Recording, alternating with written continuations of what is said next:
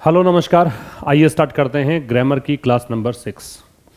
पिछली क्लास तक जो वर्ड्स हुए हैं उनको हम रिवाइज करते ही आए थे और कुछ रैंडमली सेलेक्टेड वर्ड्स यहाँ पे आपके सामने हैं, देख लेते हैं फटाफट से। रकस नाउन था। रकस का मतलब कमोशन, दिन, टर्मोइल, ट्यूमल्ट, शोरगुल को बोलते हैं। कंटेंशियस एडजेक्टिव है क्योंकि OUS दे रखा है। इसका मतलब होता है डिस्प्यूटेबल या कंट्रोवर्शियल। मलेज जो शब्द है वो नाउन है। इसका मतलब है कोई भी सिकनेस कह सकते हो, अनईज कह सकते हो, इलनेस कह सकते हो, बीमारी को, तकलीफ को, बेचैनी को कहते हैं। क्यों नाउन है? हिंट, सिग्नल या साइन। फिर था प्रेसिंग। प्रेसिंग एक एडजेक्टिव है, इसका मतलब अर्जेंट है या फिर कोई चीज़ जो बहुत नेसेसरी हो या इसेंशियल हो, ठीक है, उसको बोलते हैं। क्लेमेंसी नाउन है। दया, मर्सी को बोलेंगे या फिर काइंडनेस को बोलेंगे, क्लेमेंसी को बोलेंगे, सॉरी कंपैशन को बोलेंगे। इंपीरिकल जो शब्द है उसमें AL लास्ट में है तो ये एडजेक्टिव है जो कि प्रैक्टिकल हो, not based on ideas. Step in phrasal verb है, इसका मतलब है इंटरसीड या intervene. Die down phrasal verb है क्योंकि वर्ब के साथ में प्रेपोजिशन जुड़ा हुआ है। इसका मतलब था कि कोई भी चीज़ लेस स्ट्रॉन्ग होना, टू बिकम लेस स्ट्रॉन्ग। और प्रिविलेज है वो नाउन है, प्रेरोगेटिव बोलते हैं, स्पेशल एडवांटेज बोलते हैं, विशेषाधिकार। तो ये 10 वर्ड्स मैंने रैंडमली लिए थे, बाकी आपको सारे वर्ड्स अब तक के याद होने चाहिए। और अब हम स्टार्ट कर लेते हैं आज की क्लास, जो कि पास्ट कंटिन्यूअस से आगे हम बढ़ेंगे तो पास्ट परफेक्ट की अब बात करेंगे। तो अगला डाल लीजिए हेडिंग आप, पास्ट परफेक्ट। पास्ट परफेक्ट का मतलब हेड के साथ थर्ड फॉर्म। सबसे पहला चीज़ ही आपको ये ध्यान रखनी है कि जो भी आप टेंस पढ़ रहे हो उसका मतलब आपको वर्ब याद आनी चाहिए, क्योंकि टेंस बराबर वर्ब मैंने कहा था। तो हेड प्लस वर्ब की थर्ड फॉर्म है। और जो मॉडल सेंटेंस हमने लिया था वह क्रिकेट खेलता है, खेल रहा है, खेल चुका है या खेल लिया है, इतने समय से खेल रहा है या खेला या खेल रहा था, वो सेंटेंस यहाँ आते आते बन जाएगा वह क्रिकेट खेल चुका था। वह क्रिकेट खेल चुका था, ये सेंटेंस बन जाएगा। या फिर उसने क्रिकेट खेल लिया था, यही सेंटेंस ऐसा भी हो सकता था, उसने क्रिकेट खेल लिया था। उसने क्रिकेट खेल लिया था, तो ये हो जाएगा आपका क्या, पास्ट परफेक्ट। इसमें जो कीवर्ड्स होंगे वो क्या होने चाहिए? कीवर्ड्स आपको मिलने चाहिए यहां पे चुका था, क्रिया के बाद में, है ना। चुका था, चुकी थी या चुके थे, एक चीज। चुका था, चुकी थी या चुके थे, एक तो ये ध्यान रखना है। या फिर आ, ई या ए के बाद आपको मिलना चाहिए था, थी या थे। तो ये एक तरीका है पास्ट परफेक्ट का। चुका था, चुकी थी, चुके थे आ सकता है। आ, ई, ए के बाद में था, थे या थी आ सकता है। जब ये आ, ई, ए के बाद में है लगा रहे थे तो प्रेजेंट परफेक्ट बन रहा था। आ, ई, ए तक ही रख रहे थे तो पास्ट इंडेफिनिट बन रहा था। और जब ये था, थे या थी लगाओगे तो पास्ट परफेक्ट बन जाएगा। तो पहले तो इनको ट्रांसलेट कर लेते हैं, उसके बाद देखेंगे कि कौन से एडवर्बियल हिंट्स के चलते आप इस प्रकार के सेंटेंसेस बना पाओगे। तो जैसे सेंटेंस है, उसने क्रिकेट खेल लिया था, तो ही आएगा सब्जेक्ट, हैड प्लेड क्रिकेट। उसने क्रिकेट खेल लिया था या वह क्रिकेट खेल चुका था। उसने क्रिकेट नहीं खेला था या फिर वो नहीं खेल चुका था, तो ही हैड के बाद नॉट। भाई नॉट का पोजीशन क्या होती है? हमेशा हेल्पिंग वर्ब के बाद नॉट आता है, तो ही हैड नॉट प्लेड क्रिकेट। फिर आप इसको इंटरोगेटिव में बनाओगे तो हेल्पिंग वर्ब बाहर आ जाएगी, हैड ही प्लेड क्रिकेट, ठीक है। और इंटरोगेटिव नेगेटिव का तरीका बताया था कि नेगेटिव सेंटेंस से आप हेल्पिंग वर्ब को बाहर निकालो, तो दूसरा सेंटेंस थोड़ा फोकस करना है आपको। इससे बनेगा हैड फिर ही नॉट प्लेड क्रिकेट, या फिर कहोगे हैडंट ही प्लेड क्रिकेट, ठीक है। हैडंट अगर साथ में कॉन्ट्रैक्टेड फॉर्म में लिखते हो तो हैड और नॉट को शॉर्ट में लिख सकते हैं, तो ये वाक्य बन जाएगा, ठीक। अच्छा, इसमें आपने जो सेंटेंसेस बचपन में पढ़े होंगे, स्कूल में पढ़े होंगे, कई बार 2 सेंटेंसेस में साथ में दे रखे होते हैं, उनको करने का तरीका आप सीखोगे। तो एक एग्जाम्पल मैं और दे देता हूँ, एक बार इसको नोट डाउन करो आप।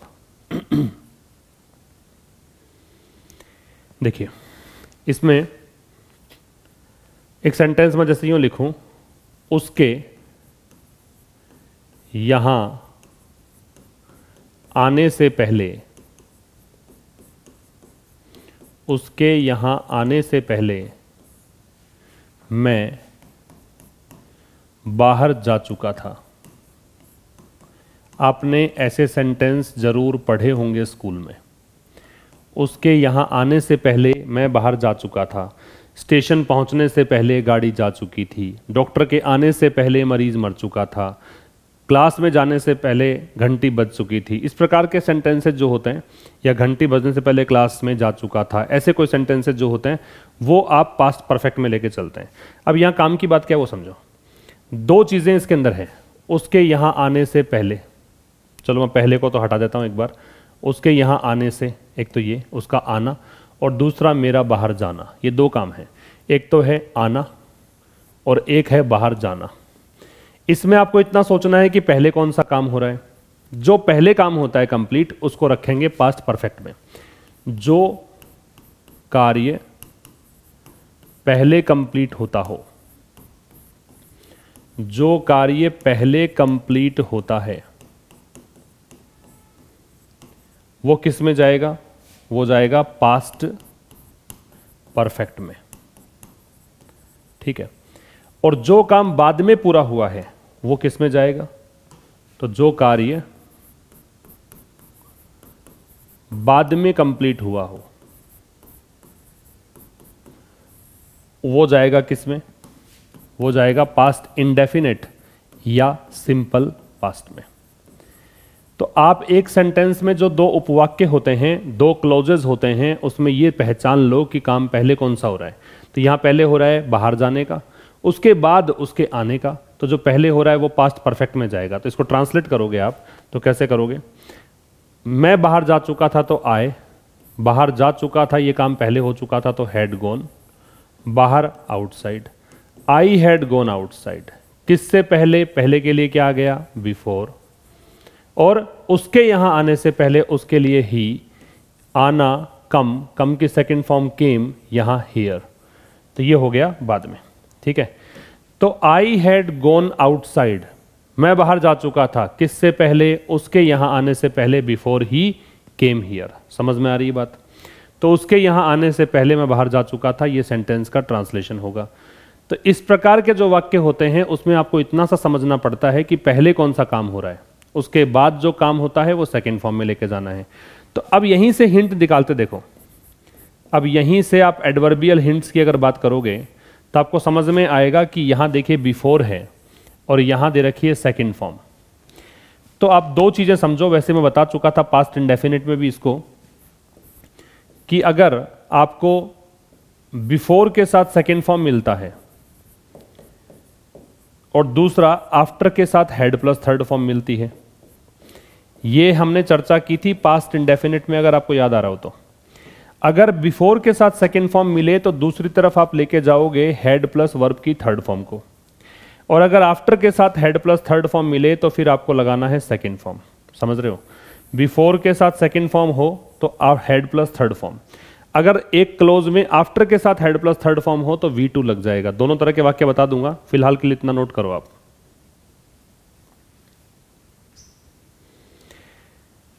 अब देखिए यहां एक वाक्य लिखता हूं, जैसे after he had come to मी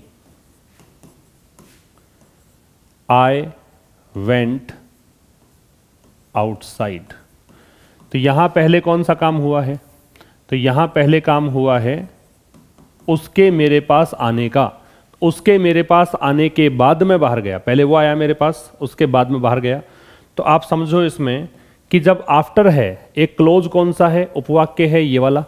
इस उपवाक्य में आफ्टर के साथ कौन सी फॉर्म है? हेड के साथ वर्ब की थर्ड फॉर्म। तो दूसरे क्लोज में क्या जाएगी? सेकंड फॉर्म, गो की second form went. Go went gone होता है, पता ही है। कम केम कम होता है। एक सेंटेंस में यूं लिखूं कि ही रीच्ड द स्टेशन, या ही हैड रीच कर देता हूं, he had reached the station, comma लगा दूं, और किसके बाद, he had reached the station, comma रहने दो, इसमें कंजंक्शन लग रहा है, बिफोर द ट्रेन लेफ्ट। मैंने इसको उल्टा कर दिया है, जो तुमने पढ़ा है उससे ऑपोजिट कर दिया है कि ट्रेन बाद में गई है और वो स्टेशन पहले पहुंचा है। तो ट्रेन के जाने से पहले ही वह स्टेशन पहुंच चुका था। पहले कौन सा काम हुआ है, उसके स्टेशन पहुंचने का, तो हेड के साथ थर्ड फॉर्म है। उसके बाद ट्रेन गई है तो ट्रेन सेकेंड फॉर्म लेफ्ट है। समझ रहे हो बात? तो जब बिफोर के साथ सेकेंड फॉर्म है, यहां देखो बिफोर है और ये सेकेंड फॉर्म है, तो यहां हेड प्लस वर्ब की थर्ड फॉर्म है।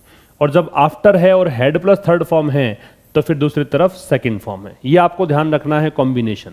और फर्क इतना है कि जो पहले होता है काम वो हेड प्लस थर्ड फॉर्म में ही आएगा, जो बाद में होता है वो सेकंड फॉर्म में ही जाएगा। एक तो काम की बात यहां पे ये है कि लीव है, उसकी सेकंड फॉर्म होती है लेफ्ट और थर्ड फॉर्म होती है लेफ्ट। देखो, जाने के लिए गो भी बोलते हैं और लीव भी बोलते हैं। मैं ऑफिस जाता हूं सुबह 8 बजे, I go to the office at 8 AM या 8 in the morning, या फिर मैं यूँ कहूँ I leave for the office, leave भी कहा जा सकता है गो के स्थान पे, तो वैसा ही है, वहाँ वेंट की जगह मैंने लेफ्ट कर दिया, लीव लेफ्ट लेफ्ट। ठीक। रीच के बारे में बताया था कि रीच जब है तो उसके बाद कोई प्रेपोजिशन नहीं लगेगा। अगर ये वर्ब है तो ये तो वर्ब ही है, थर्ड फॉर्म लग रही है, तो इसके बाद प्रेपोजिशन लगाना नहीं है। अगर ये नाउन हो तो टू लगाया जा सकता है, ये मैंने आपको पिछले सेशन में डिस्कस करके बताया ही था। ठीक है, इसको नोट डाउन कर लो आप। ये आपका पास्ट परफेक्ट हो गया। अब आप नेक्स्ट पे आइए। इससे ज़्यादा कुछ इसमें पूछेंगे नहीं, बस मैं वही बताना चाह रहा हूँ कि जो जो एग्जाम के दृष्टिकोण से इंपॉर्टेंट है, कैसे आपको पढ़ना है वो समझना है। क्योंकि ऐसा नहीं है कि सब कुछ पढ़ने लग जाओ आप, या ऐसा नहीं है कि आप हर कुछ मतलब इतनी मेहनत कर ली आपने फिर भी मार्क्स नहीं आए। आपको मेहनत वहाँ करनी है जहाँ से प्रश्न पूछे जाते हैं। Past perfect continuous. ठीक है, बस इंपॉर्टेंट जो पॉइंट्स है वही हम डिस्कस कर रहे हैं, जो आपके परीक्षा में आएंगे, परीक्षा में आते हैं, उससे ज़्यादा प्रश्न बनता नहीं है। पास्ट परफेक्ट कंटिन्यूअस है तो इसका मतलब हैड बीन लगता है, इसके बाद में बेस फॉर्म लगती है, इसके बाद में आईएनजी लगता है। यह है पास्ट परफेक्ट कंटिन्यूअस की कहानी। भी परफेक्ट कंटिन्यूअस है, इसका मतलब एस्पेक्ट क्या है, परफेक्टिव भी है और प्रोग्रेसिव भी है ना। और जो भी परफेक्ट कंटिन्यूअस होता है वहाँ पे बीन के साथ आईएनजी लगता है। और ये बात हम कर चुके थे इसके अंदर कि जो कंटिन्यूअस है, एक सिंपल जो कंटिन्यूअस होता है और परफेक्ट कंटिन्यूअस, उसमें फ़र्क ये होता है कि यहाँ पे टाइम मेंशन करके दे रखा होगा, जबकि केवल जो कंटिन्यूअस है वहाँ पे टाइम नहीं मिलता। जैसे मैं ये कहूँ कि वह पढ़ रहा था तो ठीक है, पास्ट कंटिन्यूअस लगाओ, ही वॉज स्टडिंग। वह सुबह से पढ़ रहा था तो फिर ये लगाओ, he had been studying since morning. ठीक है, वह खेल रहा था, ही वॉज प्लेइंग लगाओ। वह 2 घंटे से खेल रहा था, he had been playing for 2 hours लगाओ, है ना। तो वह यहाँ पे एक जो मॉडल सेंटेंस है वो बन जाएगा, वह सुबह से खेल रहा था। आपको फॉर या सिंस के बारे में बताया गया था। जब टाइम स्पेसिफिक हो, जब टाइम का नाम दे रखा हो, वहाँ पे क्या लगाओगे, सिंस। जहाँ टाइम का नाम नहीं दे रखा हो वहाँ पे क्या लगाओगे, फॉर। मैंने आपको बताया था कि अगर ये वाला हिंट आ जाता है, परफेक्टिव एस्पेक्ट वाला, फॉर या सिंस के साथ टाइम, तो फिर दूसरा किसी हिंट को ध्यान देना नहीं है, इसी को फोकस करना है, इसी को फॉलो करना है। तो इसमें जो आपका हिंट हुआ, कीवर्ड्स हुए, वो कीवर्ड्स हो जाएंगे समय आएगा, और समय के साथ में, टाइम के साथ में रहा था, रही थी, रहे थे, इस प्रकार के शब्द मिलेंगे। रहा था, रही थी, रहे थे जैसे शब्द मिलेंगे। ठीक है, और टाइम मिलेगा, जैसे यहां देखो टाइम मिल रहा है सुबह, और फिर रहा था, खेल रहा था। इसके चारों वाक्य बनाओगे तो वह सुबह से खेल रहा था, तो ही हैड बीन प्लेइंग। और सुबह चूंकि टाइम का नाम दे रखा है तो सिंस लगाओगे, फॉर मत लगाना मॉर्निंग से पहले, morning, evening, night, afternoon, since he आता है सब में। अगर इसको नेगेटिव बनाओगे तो हेल्पिंग वर्ब के बाद नोट लगाना है, तो हेल्पिंग वर्ब हैड है, नोट लगा दो, he had not been playing since morning. Interrogative बनाने का तरीका होता है कि पहला जो सेंटेंस अफर्मेटिव बनाते हो उससे हेल्पिंग वर्ब को बाहर निकालो, तो इससे निकाल दो बाहर, तो ये बन जाएगा had he been playing cricket since morning. और जब इंटेरोगेटिव नेगेटिव बनाते हो, जब आप बनाओगे इंटेरोगेटिव नेगेटिव, तो देखो कैसे बनाओगे।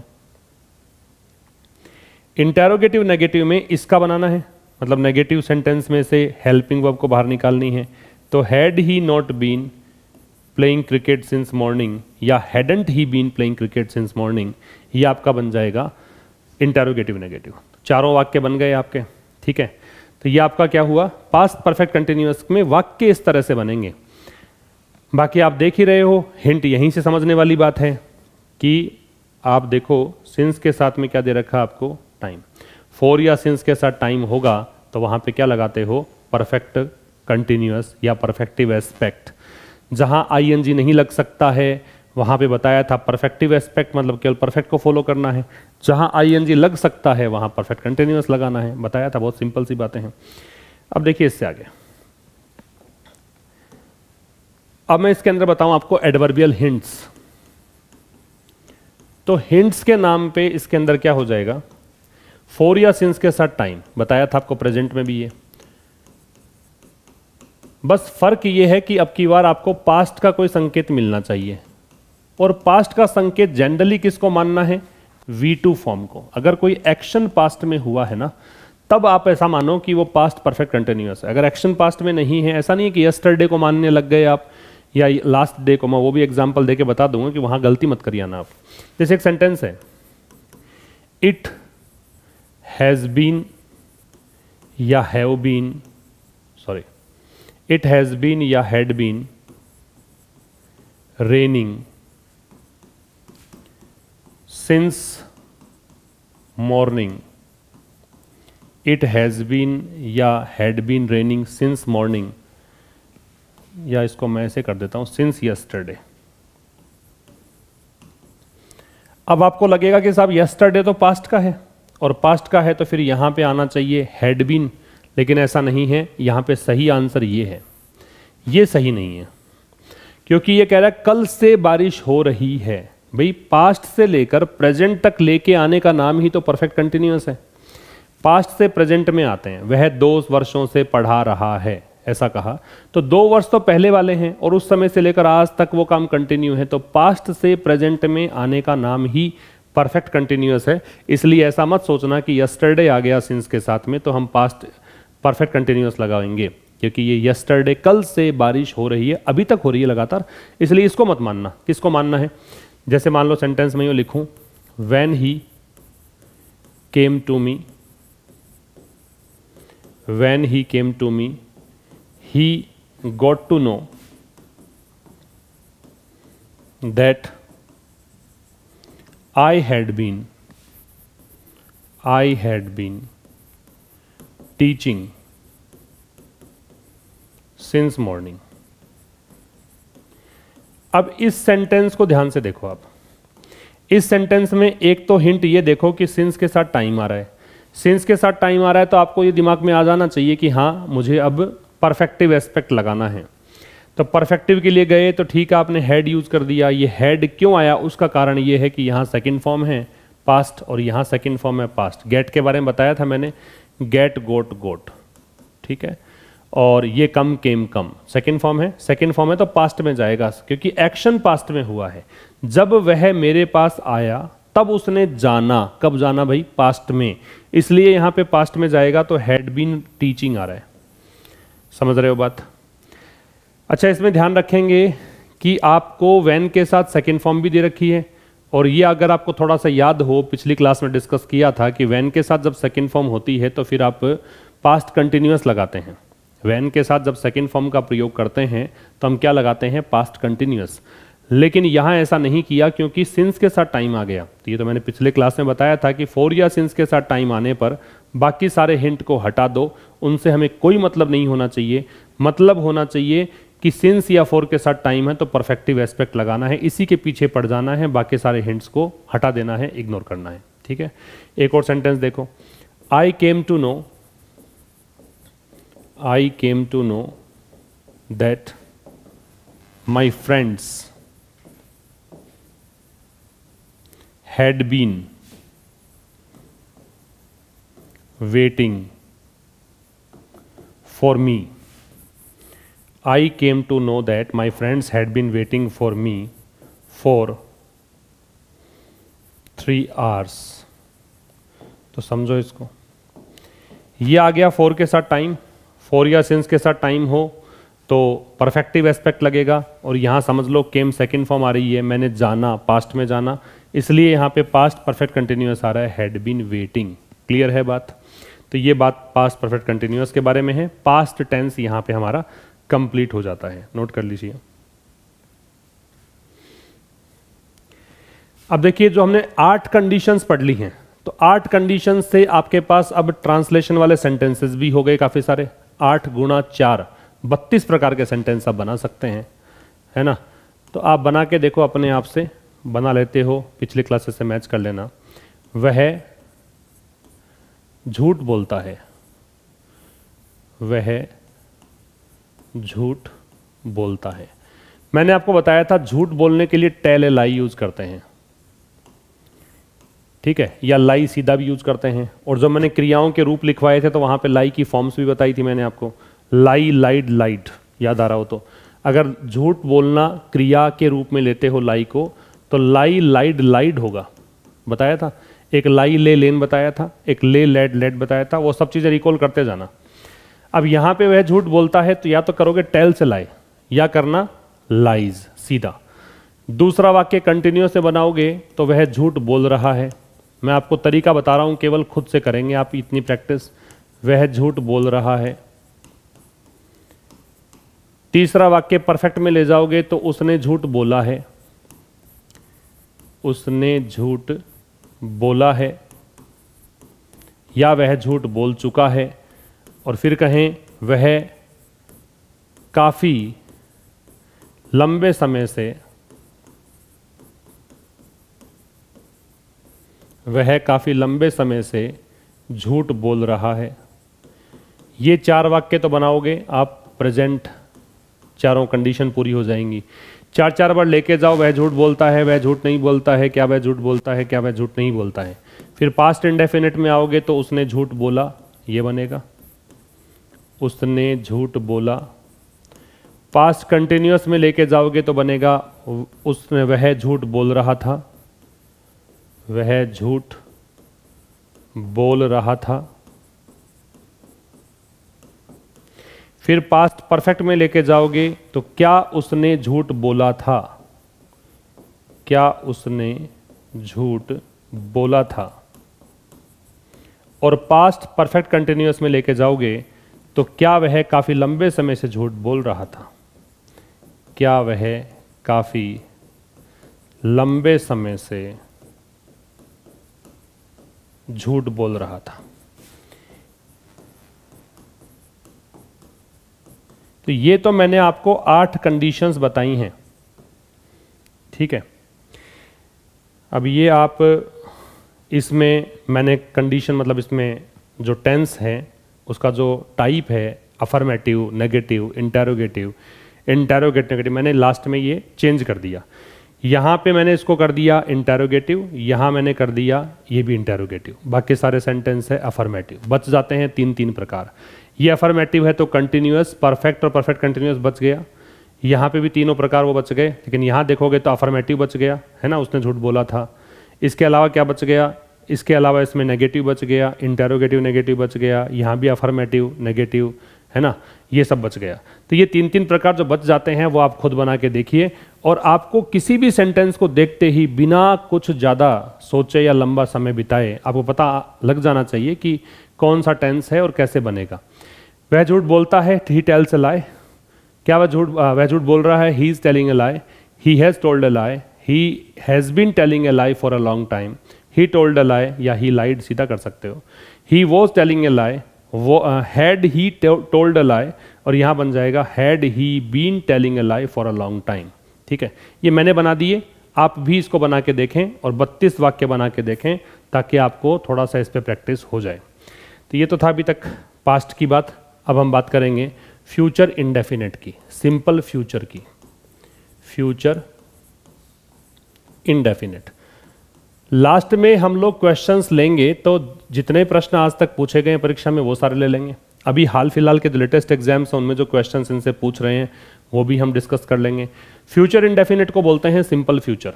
ठीक है, सिंपल फ्यूचर कहा जा सकता है इसको, या फ्यूचर सिंपल कहा जा सकता है। ये बस टाइम के अंदर ही इंक्लूड होता है, चूंकि क्रिया का फ्यूचर रूप नहीं होता इसलिए इसको टेंस में इंक्लूड हम नहीं करते हैं। तो इसमें हम लेंगे विल या शैल, और विल या शैल के साथ लगेगी बेस फॉर्म। ठीक है, यहां पता ये होना चाहिए कि आई और वी के साथ जनरली, मैं ये जनरल कंडीशन बता रहा हूं, जब हम मॉडल डिस्कस करेंगे तो वहां मैं बता दूंगा आपको कि भाई आपको आई और वी के साथ विल भी लगाना पड़ सकता है, ही शी इट किसी का नाम, इनके साथ आपको शैल भी लगाना पड़ सकता है। फिलहाल के लिए एक जनरल कंडीशन जो हम अभी हमेशा सीखते आए हैं, अब तक हमने सीखा है वो डिस्कस कर रहे हैं। आई और वी के साथ शैल लगता है, बाकी कोई भी सब्जेक्ट हो, अदर सब्जेक्ट्स कौन कौन से बच गए, you we you they he she it किसी का भी नाम, इन सब के अंदर आपको लगाना पड़ता है विल। ये सामान्य बात है, मॉडल के साथ बेस फॉर्म ही आती है। और इस चीज को ऐसे याद रखो, ये आपको याद रह जाएगा, ये लाइन ही याद कर लो, मॉडल को बेस पसंद है, वो गाना है उससे रिलेट कर लो इसको, तो याद रह जाएगा। वहां पे बेस अलग था, वो मॉडल अलग थी, लेकिन यहां पे मॉडल है, वो मॉडल ऑक्सिलरी वर्ब है, और इसके साथ बेस मतलब बेस फॉर्म है। ये लाइन आप याद कर लो, मॉडल के साथ हमेशा बेस फॉर्म आएगी। बेस फॉर्म का मतलब है क्रिया का वो फॉर्म जिसके साथ आईएनजी लग सकता हो, वो आएगा। ठीक है, अच्छा, इसमें आपको विल और शैल प्लस V0 अगर लगेगा तो वो जो सेंटेंस था क्रिकेट वाला वो क्या बन जाएगा, वह क्रिकेट खेलेगा, ये बन जाएगा, वह क्रिकेट खेलेगा, ये सेंटेंस बन जाएगा। तो इसके अंदर जो कीवर्ड्स होंगे, कैसे पता लगाओगे आप कि भाई ये फ्यूचर इंडेफिनेट है, तो कीवर्ड्स होंगे वर्ब के एंड में गा, गे या गी, ये मिल जाएंगे, वर्ब होनी चाहिए लेकिन। तो वह क्रिकेट खेलेगा, वह के लिए क्या लगाओगे, ये मैं वाक्य बना रहा हूं अब, वह के लिए क्या लगाओगे, ही के साथ खेलेगा, गा आ रहा है तो विल, विल मॉडल है बेस फॉर्म, प्ले, और फिर लग जाएगा cricket, he will play cricket. वह क्रिकेट नहीं खेलेगा, ही विल, नहीं के लिए लग जाएगा नॉट, प्ले क्रिकेट। अच्छा, विल नॉट को शॉर्ट में वॉन्ट कहते हैं, ये पता इसलिए होना चाहिए क्योंकि क्वेश्चन टैग जब आप पढ़ोगे तो वहां पे ये प्रॉब्लम आती है जब पता नहीं होता है। तो वॉन्ट, विल और नॉट को शॉर्ट में बोलते हैं वॉन्ट, एक तो ये पता होना चाहिए। दूसरा पता ये होना चाहिए कि शैल और नॉट को शॉर्ट में बोलते हैं शंट, SHAN'। विल और नॉट को शॉर्ट में बोलते हैं वॉन्ट, शैल नॉट को बोलते हैं शंट। एक प्रश्न आ जाता है क्वेश्चन टैग का, वहां पे कॉन्ट्रैक्टेड फॉर्म इसी तरीके से यूज करनी होती है, वहां पे विल नॉट या शैल नॉट अलाउ नहीं होगा, इसलिए यहीं से सीखते चलना। इसको आप इंटेरोगेटिव बनाओगे तो बनेगा विल ही प्ले क्रिकेट, और इसको जब इंटेरोगेटिव नेगेटिव बनाओगे तो नेगेटिव सेंटेंस को उठा के लाओ, विल ही नॉट या वॉन्ट ही प्ले क्रिकेट। तो ये आपके 4 सेंटेंसेस बनेंगे फ्यूचर इंडेफिनेट के, समझ गए। तो ये आपका फ्यूचर इंडेफिनेट है, गा गे गी आएगा, शैल और विल लगेगा, आई और वी में शैल लगेगा, बाकी सभी सब्जेक्ट्स में विल लगेगा। एक बार के लिए बता देता हूं मैं इसके हिंट्स, उसके बाद में मैं आपको जितने भी नो कंडीशंस ही हो जाएंगी सहित, मैं कुछ क्वेश्चंस आपको 5-4 क्वेश्चन दे दूंगा ताकि आप एक बार रिकॉल कर सको, उसके बाद फ्यूचर कंटिन्यूअस पे आएंगे। अब चलो वाक्य में इसमें कैसे आएंगे वाक्य, तो इसके लिए हिंट्स, तो 1-2 हिंट्स तो आपने पढ़ रखे होंगे और पता भी होगा शायद आपको। टुमारो लग जाता है, अगर टुमारो लग जाता है तो फ्यूचर इंडेफिनेट है। इसके अलावा नेक्स्ट लग के कोई भी टाइम हो, next day, next month, next year, ठीक है ना, ये सब हैं तो भी फ्यूचर इंडेफिनिट है। इसके अलावा क्या, इसके अलावा कुछ ऐसे हिंट्स बता रहा हूं जो आजकल परीक्षाओं में आ रहे हैं, आई थिंक या आई अज्यूम या आई गैस या आई बिलीव, ठीक है, या आई सपोज। इन सब के होने पर आपको लगाना होता है क्या, फ्यूचर इंडेफिनिट। आई थिंक मुझे लगता है, बताया था सोचने के अर्थ में तो आईएनजी सोचना ही मत, सोचने के अर्थ में तो आईएनजी सोचना भी मत, लगेगा ही नहीं, लगना, सॉरी सोचने के अर्थ में लग जाएगा। लगने के अर्थ में आईएनजी के बारे में सोचना नहीं है। आई एम थिंकिंग, अगर आप ये कहो कि मुझे लगता है तो वो नहीं होगा, सोचने के अर्थ में आईएनजी लग जाएगा। अज्यूम का मतलब मानना होता है, ये भी मानना होता है, ये भी मानना होता है। आई बिलीव, मुझे विश्वास है, मुझे लगता है। इन सब सेंस में विल और शैल के साथ बेस फॉर्म लगाई जा सकती है, ये ध्यान रखिएगा आप, ठीक है। और भी कोई फ्यूचर की डेट आ जाए तब भी हो सकता है कि आप जैसे मान लीजिए अभी फिलहाल जो भी ईयर चल रहा है उसके बाद अगर 2030 की बात आप कर रहे हो तो 2030 की तो मतलब आने वाला समय है ना, तो फिर विल और शैल लगाया जा सकता है। वो तो सेंटेंस की डिमांड देखिए फिर आप, जैसे I think he will come today, ठीक है। एक सेंटेंस मैंने लिख दिया he will join us tomorrow, ठीक है। तो इनमें देखो आप, जब टुमारो आ रहा है तो विल और शैल आएगा, ही के साथ विल है, विल मॉडल है, बेस फॉर्म है। आई थिंक आ रहा है तो विल और शैल आएगा, ही के साथ विल है, मॉडल है, तो बेस फॉर्म है, ठीक है। जॉइन के तीनों फॉर्म, जॉइन, जॉइंड, जॉइंड होगी, रेगुलर वर्ब है, ईडी ईडी लगकर बनेगा। तो ऐसे आप फ्यूचर इंडेफिनिट की बात करते हैं। इंपॉर्टेंट है, इतना ज़्यादा महत्वपूर्ण नहीं है। फ्यूचर से प्रश्न आने की ज़्यादा संभावना होती है फ्यूचर परफेक्ट से। फिर भी आपको ये वाले जो हिंट्स हैं ना बताएं मैंने, ये जरूर ध्यान रखने हैं क्योंकि आजकल के परीक्षाओं में ऐसे हिंट्स पूछे जाने लगे हैं। नोट कर लीजिए इसको। अब मैं आपको कुछ क्वेश्चंस बता देता हूं एक बार, जब अभी तक नो कंडीशंस हमारी हुई हैं। कितना आपको याद है आप रिकॉल कर सकते हैं। जैसे एक प्रश्न है, it is 3 days since I took tea.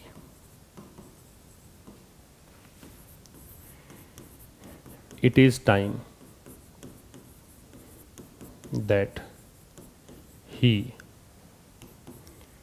takes decision. takes अ कर देता हूं,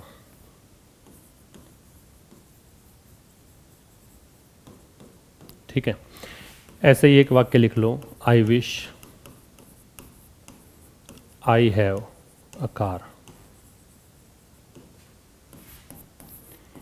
इफ ओनली ही केम या he has come here,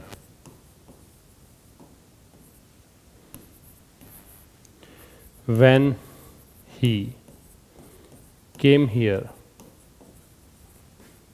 I had been taking coffee. अच्छा, कॉफ़ी का एक सिनोनिम भी लिख लो आप। कॉफ़ी को जो भी कहा जा सकता है, JOE। जो का मतलब भी क्या होता है, कॉफ़ी। ये नया वर्ड है, याद रख सकते हैं, जो मतलब कॉफ़ी, ठीक है। एक वाक्य है जैसे, he usually go to bed at 9 PM. These days he was learning English. मैं एक बार बेसिक तरीके से बिना इनके पार्ट्स बनाए आपसे पूछ रहा हूँ। बाकी आपके परीक्षा में जो प्रश्न आते हैं वो पार्ट्स देके आते हैं, वो 100 के करीब हम क्वेश्चंस डिस्कस कर भी लेंगे, वो कोई खास बात नहीं, लेकिन एक बार आप समझ लें, बात तो एक ही है, उससे फ़र्क नहीं पड़ेगा। अब एक बार आप देखिए इसको, वीडियो को पॉज करिए और अच्छे से इनको देखो, इनके आंसर्स लिखो और उसके बाद फिर से वीडियो को रिज्यूम करके वहीं से प्ले करके और देखो कि क्या इसके आंसर्स हैं। अब देखो, मैंने कहा था सिंस हो और सिंस के साथ यहाँ right hand side second form हो तो इधर लगेगी हैज़ हैव के साथ थर्ड फॉर्म, तो ये आएगा हैज़ बीन। ये मैंने प्रेजेंट परफेक्ट में आपको बताया था, ठीक है। यहाँ इट इज़ टाइम है या इट इज़ हाई टाइम हो या इट इज़ अबाउट टाइम हो, ये 3 बताए थे टाइम वाले, इसमें आती है सेकेंड फॉर्म, तो यहाँ आएगा टुक। पहले का हिंदी अर्थ तो ये हो गया कि मुझे चाय पिए 3 दिन हो गए हैं। दूसरे का मतलब ये हो गया है कि ये समय आ गया है कि वह एक डिसीजन ले, ठीक है। तीसरा और फोर्थ, आई विश और इफ ओनली, इन दोनों में ही सेकंड फॉर्म आती है। अगर ये नहीं लिखा हुआ आपका इफ ओनली, तो वो पास्ट इंडेफिनिट में नोट कर लेना जाके। आई विश और इफ ओनली दोनों में सेकंड फॉर्म आती है, तो यहाँ हैव के स्थान पे आएगा हैड, और यहाँ पे भी सेकंड फॉर्म आएगी तो ये हैज हट जाएगा और यहाँ पे आ जाएगा केम। अब आप पूछोगे कि यहाँ हेड कर दिया तो यहाँ हेड क्यों नहीं किया, क्योंकि ये तो मैन वर्ब है, इसके बाद में क्रिया ही नहीं है। लेकिन ये यहाँ हेल्पिंग वर्ब है, तो हेल्पिंग वर्ब हटेगी, मैन वर्ब की सेकंड फॉर्म करेंगे। तो थर्ड का आंसर तो मतलब तो ये है कि काश मेरे पास एक कार होती, और नंबर 4 का मतलब है काश वह यहाँ आता, ये इसका ट्रांसलेशन है। फिफ्थ जो है वैन के साथ देख सकते हैं सेकंड फॉर्म है, सेकंड फॉर्म दे रखी है, तो फिर आपको वॉज वर्ब के साथ आईएनजी लगाना है, वॉज वर्ब के साथ आईएनजी लगाना है तो हैड बीन हट जाएगा और यहाँ आ जाएगा वॉज। वैन के साथ सेकंड फॉर्म हो तो वॉज वर्ब के साथ आईएनजी आएगा। तो जब वह यहाँ आया तो मैं कॉफ़ी पी रहा था, ठीक है। अब ये आप थोड़ा सा पढ़ भी लिया करो, सेंटेंस को ट्रांसलेट भी कर लिया करो, क्योंकि कई बार रूल्स नहीं लगेंगे और आपको ट्रांसलेशन से भी आपको पता लगाना पड़ेगा या फिर समझते पता लगाना पड़ेगा कि क्या एरर है। तो जब वह यहाँ आया, उस मोमेंट की बात है, उस मोमेंट में क्या कर रहा था उस बारे में बताया गया, इसलिए वॉज के साथ आईएनजी है। ही यूजुअली, अब देखो यूजुअली है तो प्रेजेंट सिंपल में आता है, पता है आपको। अब ही आ रहा है तो ही के साथ में तो एस और ईएस जुड़ना चाहिए, क्रिया में तो गोज आएगा, ठीक है। तो वह सामान्यतया 9 बजे सोने जाता है, ये इसका ट्रांसलेशन है। और दीज डेज अगर आ रहा है या एट दिस टाइम आता, एट दिस मोमेंट आता, या फिर आप प्रेजेंटली करते, तो ऐसे केस में इज एम आर के साथ आईएनजी आता है, प्रेजेंट कंटिन्यूअस होता है तो वॉज हटा दोगे, इज लगेगा यहाँ पे, तो यहाँ आ जाएगा इज। अगर दोज डेज होता है यहाँ पे तो वॉज सही था, दोज डेज पास्ट कंटिन्यूअस का हिंट होता है और दीज डेज है वो प्रेजेंट कंटिन्यूअस का हिंट होता है। इसको आप एक बार नोट कर लीजिए।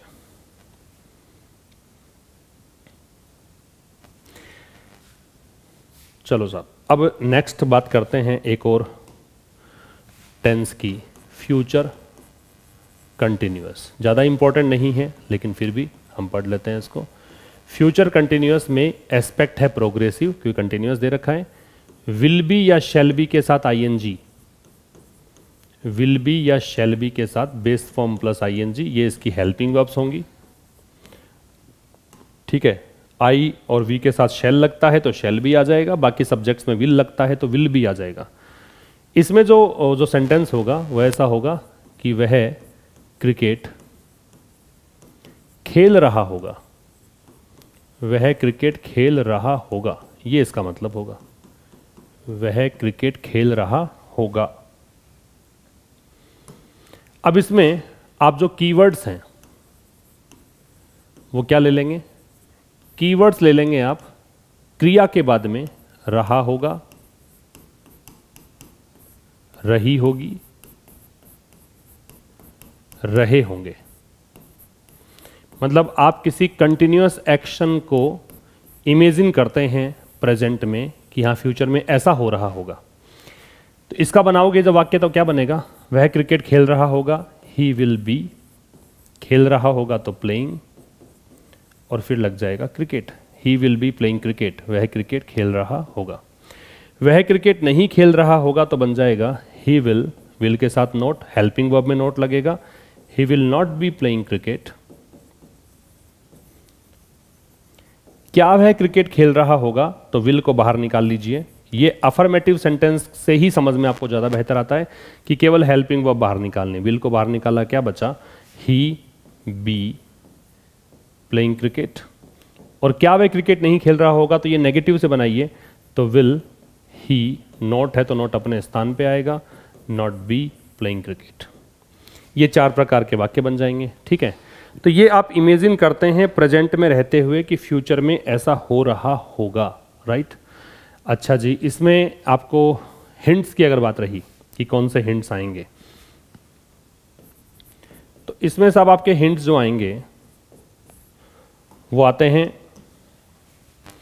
पहले तो आप कंटिन्यूअस का hint, at this time, at this moment, ये कहाँ देखा था हमने, प्रेजेंट कंटिन्यूअस में, at this time, at this moment, ठीक है, नाउ, ये सब ये प्रेजेंट कंटिन्यूअस में देखा था। साथ में फ्यूचर का हिंट, फ्यूचर का हिंट क्या था, अभी देखा था फ्यूचर इंडेफिनेट में, टुमारो आ जाए या फिर क्या आ जाए, नेक्स्ट लग के कोई भी टाइम आ जाए, next day, next month, next year, next week, है ना, इस प्रकार की चीज़ें आ जाए, तो future plus continuous equals to future continuous बन जाएगा। ये तो है प्रेजेंट कंटिन्यूअस का हिंट। और ये है फ्यूचर का। तो प्रेजेंट में रहते हुए आप फ्यूचर की इमेजिनेशन करते हैं कि इस समय या अब, अगले साल, अगले वीक या कल ऐसा हो रहा होगा। एक बार नोट डाउन करो, एग्जाम्पल से समझ में आ जाएगा। देखिए,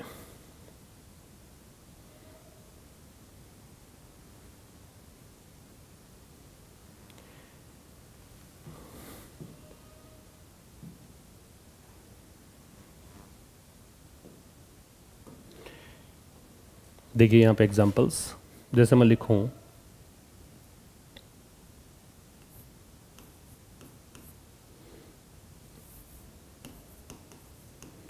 at this time tomorrow I shall be teaching you a new topic।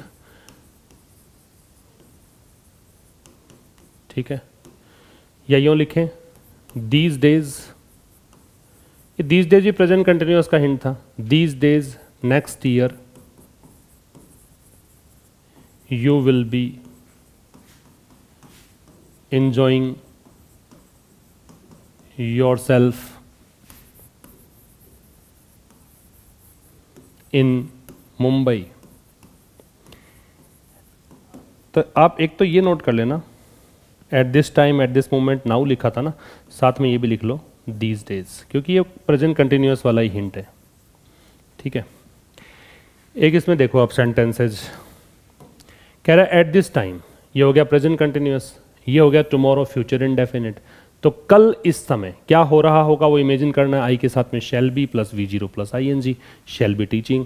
तो कल इस समय मैं आपको एक नया टॉपिक पढ़ा रहा होऊंगा, ये इमेजिनेशन है। दीज डेज प्रेजेंट कंटिन्यूअस, ये नेक्स्ट ईयर फ्यूचर इंडेफिनिट, दोनों को जोड़ा तो यू विल बी एंजॉइंग। तो इन दिनों, अगले साल आप इंजॉय कर रहे होंगे खुद की लाइफ मुंबई में, ये इसका ट्रांसलेशन है। तो अभी तक हमने कंडीशंस देख ली हैं 10। ठीक है, अब इससे बाद एक बार आप 10 कंडीशंस तक जो हमने पढ़ लिया है उसके एक बार एग्जाम्पल देख लेते हैं कि क्या आप सॉल्व कर पाते हैं। उसके बाद नेक्स्ट क्लास में हम 2 चीज़ें और बच जाती हैं, वो भी करके कंप्लीट कर लेंगे 10 को, और फिर कुछ क्वेश्चंस देखेंगे इसके। अभी आपके सामने एक्सरसाइज है, वीडियो को पॉज करें। तरीका बता रहा हूँ कैसे करना चाहिए कभी भी क्लास को अटेंड करने का तरीका। इसको पॉज करें, इसके क्वेश्चंस के आंसर्स मार्क करें और उसके बाद में देखें कि कितने सही आपके आंसर हो रहे हैं। देखो, he is taking care of the garden since my father's death. तो कह रहा है यहाँ पे, एक तो इसको ऐसे कर दो, माई फादर भी आ सकता है, वैसे कोई दिक्कत नहीं है। ऐसा नहीं है कि ही के देखकर हिज ही आए, और कोई व्यक्ति भी हो सकता है, कोई खास बात नहीं। वह गार्डन की देखभाल कर रहा है। भी मेरे पिताजी के देहांत के बाद में वह गार्डन है कोई उनका, हमारा गार्डन है, उसकी देखभाल वो व्यक्ति कर रहा है, ऐसे कह रहा है। तो इस सेंटेंस में सिंस के साथ टाइम आ रहा है। भाई ये जो डेथ है ये भी एक टाइम ही हो गया, तो टाइम दे रखा है तो फिर प्रेजेंट परफेक्ट कंटिन्यूअस आएगा, आपका परफेक्टिव एस्पेक्ट आएगा। कहीं पर भी पास्ट या फ्यूचर की घटना नहीं है तो इस इज को हटा देंगे और कर देंगे हैज़ बीन। तो he has been taking care of the garden, और याद रखिए टेक केयर के साथ में ऑव लगाते हैं, इसको अव या ओ पढ़ते हैं, बताया था। Number 2, John has eaten the cookies. Cookies का मतलब बिस्किट्स होते हैं। Has eaten the cookies last night while watching the match. तो कहना क्या चाहता है कि ऐसा करने के दौरान, जब वो मैच देख रहा था ना, तो उस समय क्या चल रहा था। लास्ट नाइट की बात है, पहली बात तो पास्ट है, भी लास्ट के साथ टाइम दे रहे हो तो पास्ट की बात है। पास्ट क्या होता है तो हैज़ तो आना ही नहीं है, तो हैज़ तो हटेगा। अब सही कैसे करोगे। तो जब ये मैच देख रहा था ना उस समय, अब मैच देखने वाली बात ऐसा तो है नहीं कि बस 1 सेकंड के लिए उसने मैच देखा, उस पल की ही बात कर रहा है, ऐसा नहीं है। उस दौरान क्या चल रहा था वो बता रहा है। तो यहाँ पे आएगा वॉज ईटिंग।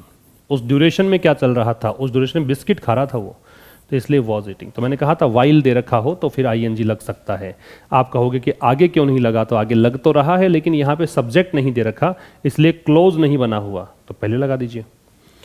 नेक्स्ट देखिए, last night the girl in the blue dress looks the prettiest. पिछले रात की बात है, पिछले रात मतलब पास्ट, तो पिछली रात को वो लड़की जो है ब्लू ड्रेस में सबसे सुंदर दिख रही थी।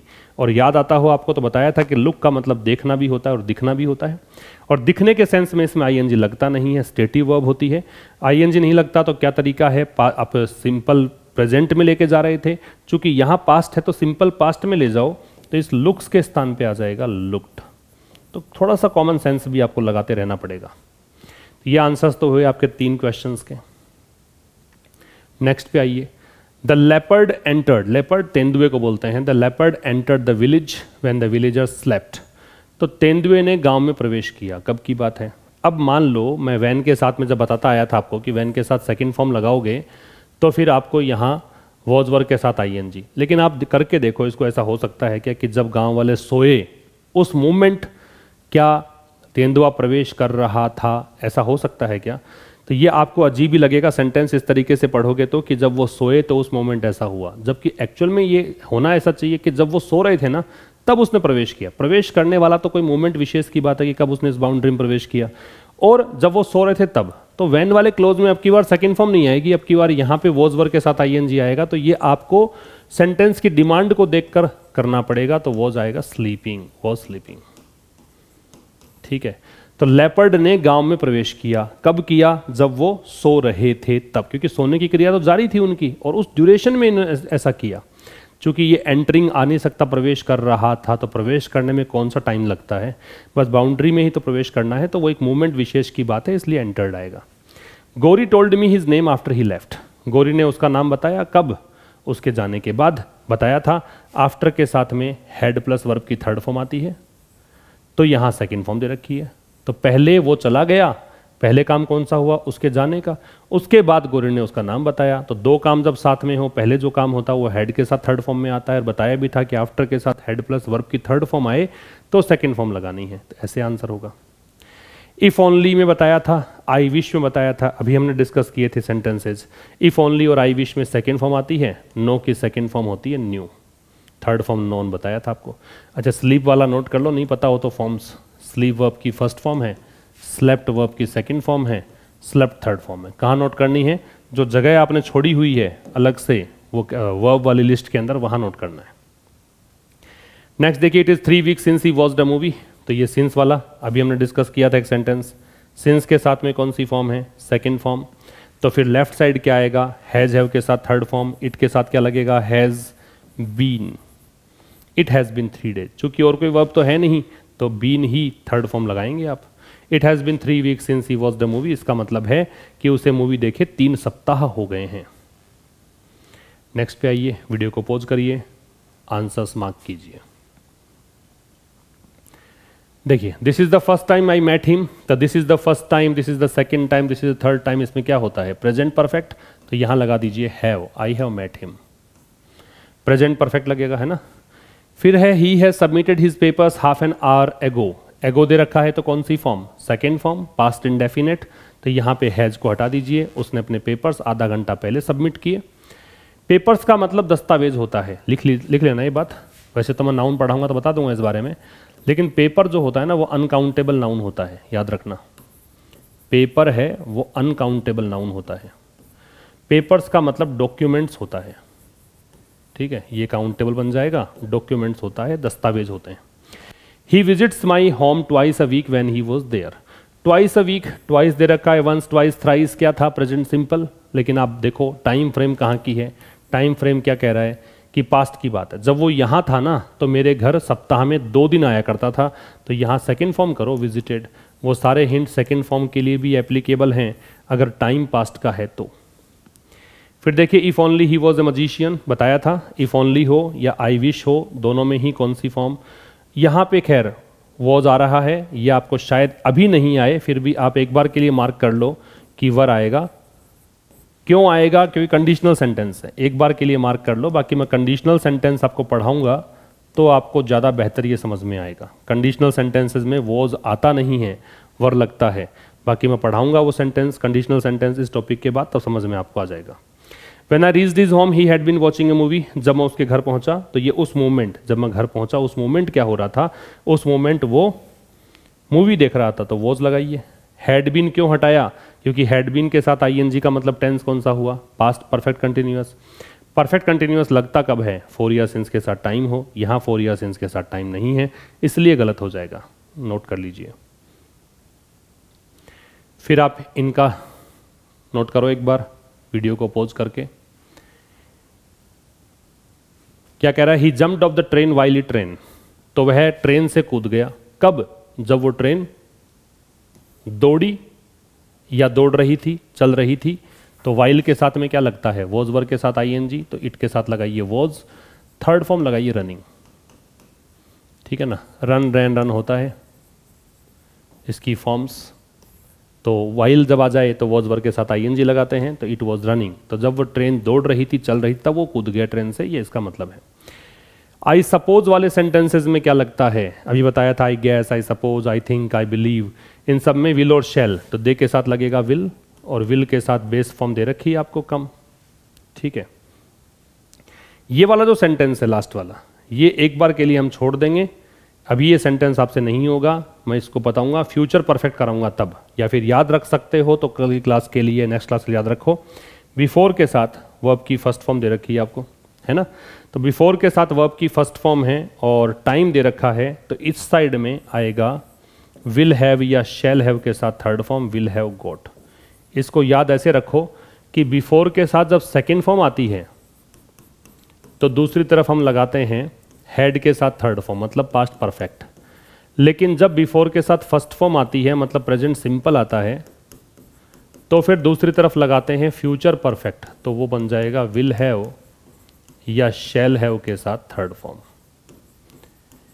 तो ये थोड़ा सा ध्यान रखने वाली बात है, नोट डाउन कर लेना, बाकी मैं इसको समझा दूंगा फ्यूचर परफेक्ट जब हम डिस्कस करेंगे तब, ठीक है। बिफोर के साथ सेकंड फॉर्म लगाओगे तो हेड प्लस थर्ड फॉर्म आती है, बिफोर के साथ फर्स्ट फॉर्म या उसमें एस और एस लगाओगे तो फ्यूचर परफेक्ट लगता है। तो ये तो था आपकी एक्सरसाइज। अब आज की वोकैब की बात कर लेते हैं। वोकैब में कौन कौन से नए वर्ड्स आप डिस्कस करने वाले हो। देखो यहां पे एक वर्ड आप डिस्कस करेंगे हम, रीइटरेशन, एक वर्ड हम देखेंगे एक्यूमुलेट, एक देखेंगे कंटम्पलेटेड, एक देखेंगे एंटेल्स और एक देखेंगे स्पेल।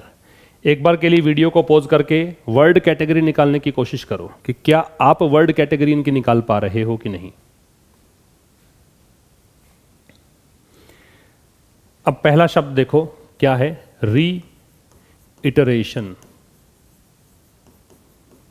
ये नाउन है, क्यों है, क्योंकि TION दे रखा है, ठीक है।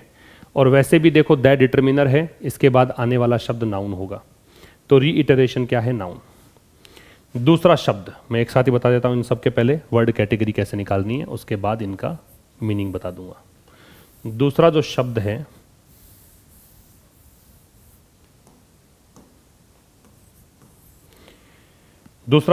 एक्यूमुलेट, ACCUMULATE, ये वर्ब है, ठीक है।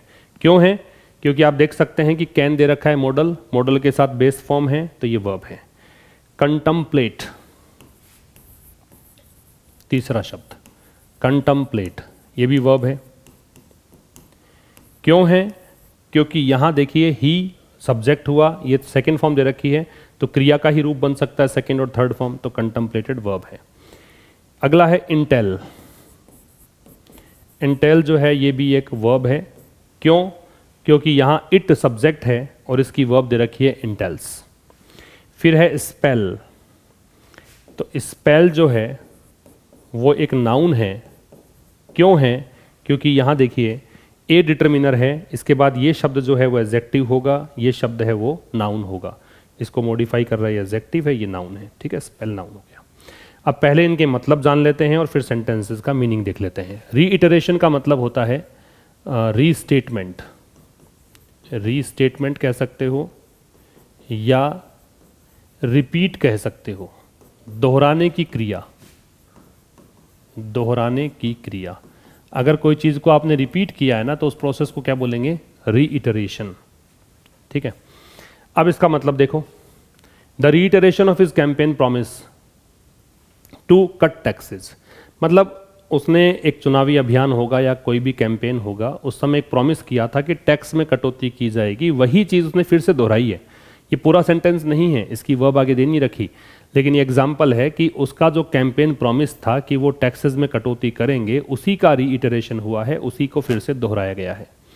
दूसरा एक्यूमुलेट है। एक्यूमुलेट का मतलब होता है एमास कह सकते हो, गैदर कह सकते हो, कलेक्ट कह सकते हो, धीरे धीरे संचित होना कह सकते हो, ग्रेजुअली इंक्रीज होना, धीरे धीरे संचित होना, इकट्ठा होना, ये इसका मतलब है। ठीक है, धीरे धीरे संचित होना या इकट्ठा होना। यहां कह रहा है कि लीड कैन एक्यूमुलेट। लीड शीशे को बोलते हैं, तो लीड जो है, जो एक एलिमेंट, एक पदार्थ आता है, वो शरीर में जमा हो सकता है। कब तक? Toxic levels are reached. Toxic levels मतलब जहर का स्तर। टॉक्सिक लेवल का मतलब ये होता है कि टॉक्सिक का जहर। तो टॉक्सिक लेवल आने से पहले पहले क्या होता है काम? लीड एक्यूमुलेट होता है बॉडी में, उसके बाद टॉक्सिक लेवल आता है, ये मतलब है। फिर है कंटम्पलेट। कंटम्पलेट का मतलब है, आप कह सकते हो थिंक या कंसीडर, सोचना, विचारना, सोचना या विचारना, ध्यान लगाना कह सकते हो, मेडिटेट कह सकते हो। He contemplated a career as an army medical doctor. उसने सोचा, कंसीडर किया, विचार किया, किस बात पर? कि आर्मी मेडिकल डॉक्टर के रूप में एक करियर हो सकता है, उसके बारे में उसने विचार किया। इंटेल्स क्या है? इसका मतलब होता है इन्वॉल्व करना, ठीक है, एनकम्पास करना, मतलब शामिल करना। क्या मतलब होगा? शामिल करना। देखो देखिए, द जॉब साउंड्स इंटरेस्टिंग। ये जॉब है ना, ऐसा लगता है कि बहुत ही रोचक है। साउंड का मतलब यहाँ आवाज़ नहीं है, प्रतीत होना है। तो जॉब प्रतीत होती है कि बहुत ही रोचक है, लेकिन मुझे पक्का नहीं पता है कि इसमें क्या शामिल है, क्या चीज़ें इसके अंदर इन्वॉल्व हैं, ये नहीं पता। फिर अगला है स्पेल। स्पेल का मतलब होता है बाउट या पीरियड। इसका मतलब है दौर। भी कोई भी एक दौर, समय जो होता है, खास समय कोई एक्टिविटी का, उसको बोलते हैं स्पेल।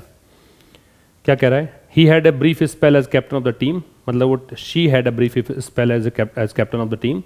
वह टीम की कैप्टन रही, लेकिन कम समय के लिए रही। जो कैप्टनसी का दौर रहा, उसका जो कैप्टनसी का दौर रहा, बहुत ही सीमित रहा। तो ये था आज के इस सेशन में। अब ग्रामर क्लास नंबर 7 में मुलाकात होगी, जिसमें हम टेंस पूरा कर लेंगे, उसके बाद कंडीशनल सेंटेंस पढ़ेंगे, उसके बाद हम क्वेश्चंस पे आएंगे इसके। ठीक है, see you in the next one.